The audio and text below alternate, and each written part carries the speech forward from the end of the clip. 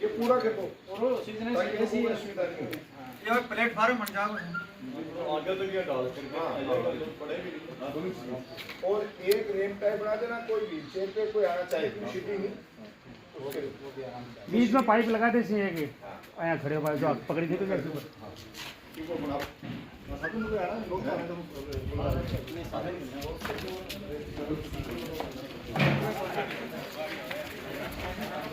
बस होता है कि आप बढ़िया तो ये पूरे लोग कर रहे हैं, आपको थोड़ा सा तकलीफ लगाओ जगह सरकारी ग्रुप बनिया कोई भी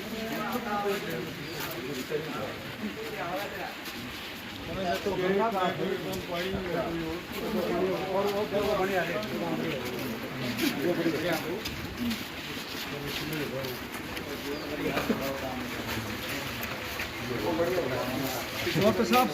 और तो सब झूठे आस है असली चीज ना और सारा विकास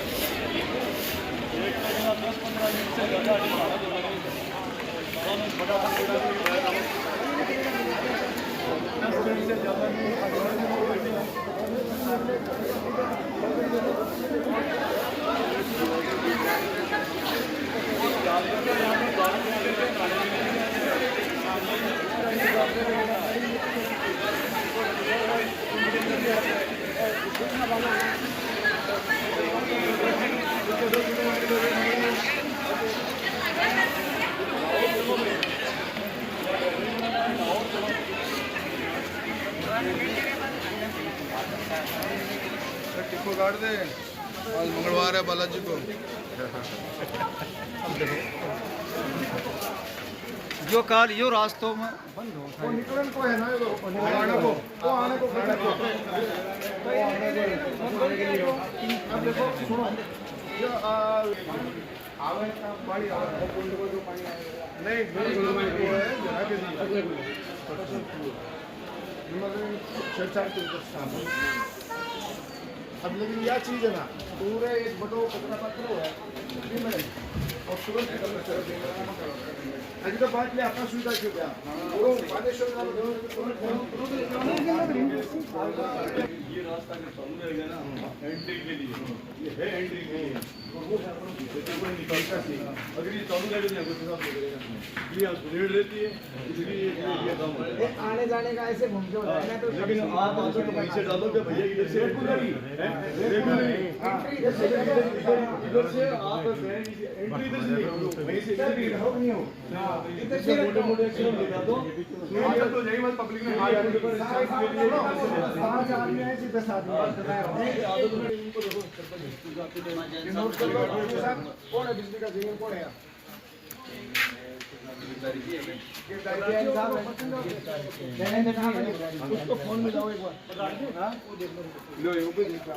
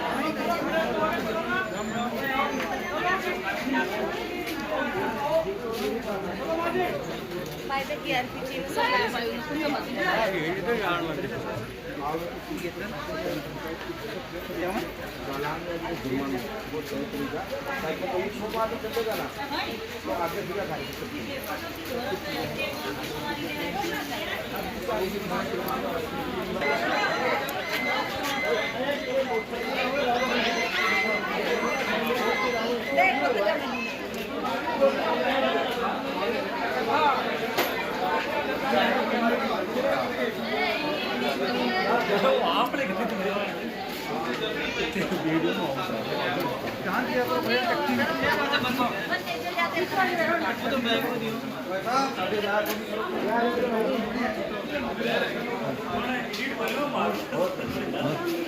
पंडित जी महाराज पूरे दिन जय हो।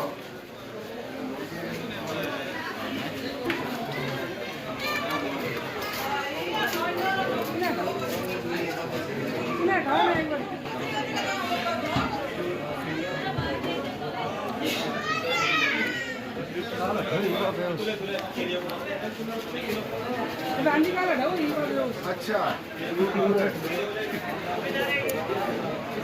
फोन थोड़ी पड़ेगा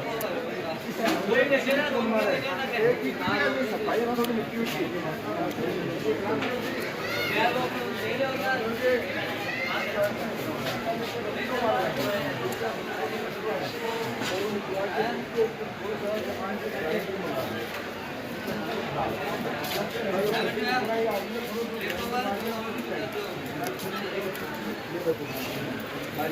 आगे सफाई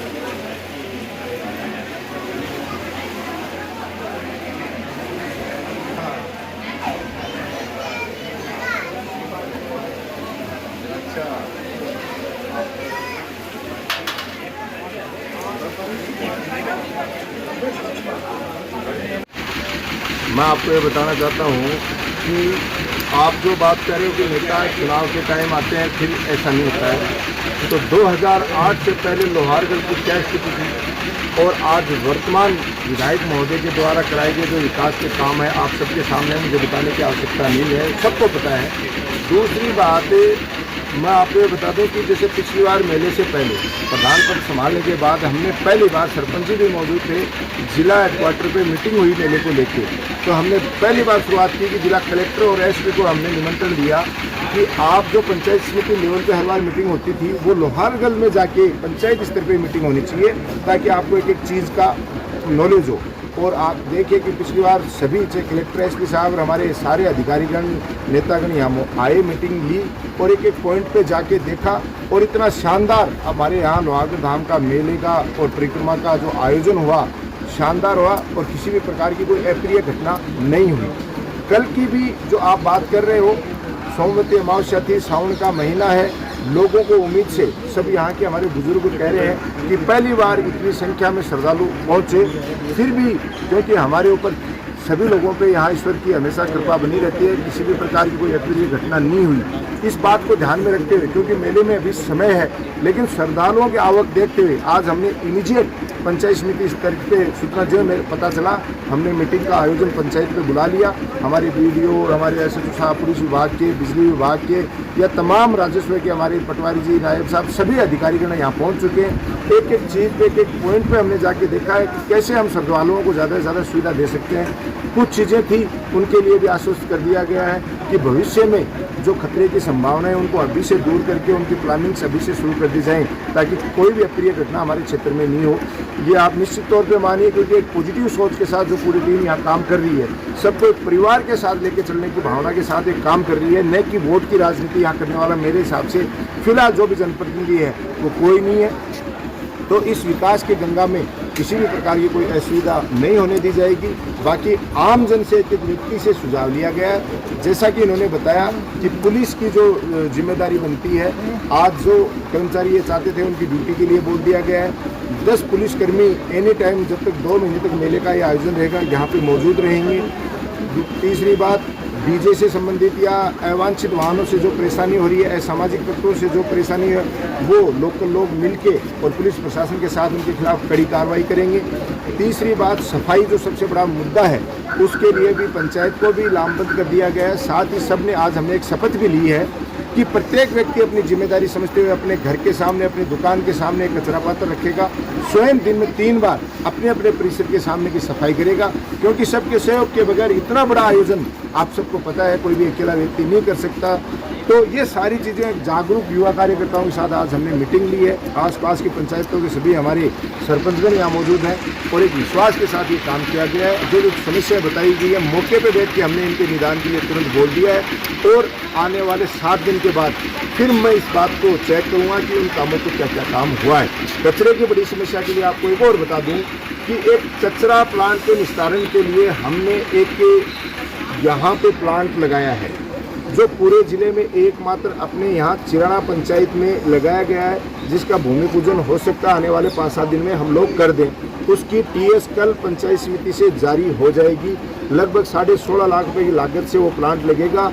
यहीं का नहीं, आसपास की पंचायतों का जितना भी कचरा है वो उस प्लांट में जाएगा और उस कचरे का क्रश करके, निस्तारण करके और नई चीज़ों के उपयोग के लिए भेज दिया जाएगा, ताकि लोगों को इस कचरे की समस्या से परमानेंट निजात मिल सके।